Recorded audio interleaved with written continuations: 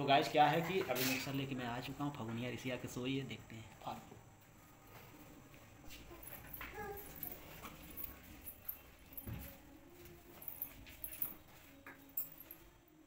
फागुनी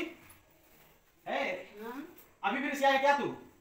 जब तक मिक्सर आए नहीं तब तक आज। अच्छा रुको, उठो, हम मिक्सर ले आए खरीद के, अगले साल फिर से खरीद के ले आए।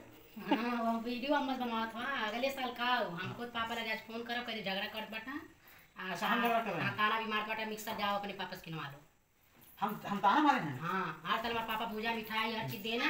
आपकी हमें भूजा मिठाई नहीं पापा से ले हमें मिक्सर चाहिए। तो हम क्या करें, हम मिक्सर खरीदने में अगले साल तो हैं। अगले साल हरदम हर साल अगले साल कहा हर साल होता है अगले साल। हम कहा जब हम चलो कि नहीं लिया करना था तो हम कहा कि अगले साल चले तो ले आना, चलो तो हैं। तू वीडियो बना कर देले बाटे नाटक कर बाटू हर साल तो कहे ना अगले साल बोले कुछ। अच्छा ठीक बा। हां हम तक तक नहीं कुछ देबू तनी आई चाहिए। अच्छा ठीक बा, आप जिलिया पर चुटचुटाता। अच्छा ठीक बा। अरे बाप हां ये आ गई का खरीद के ले आ गई। हां सही। हां देखो देखो खरीद के लाया है तुम्हारे लिए।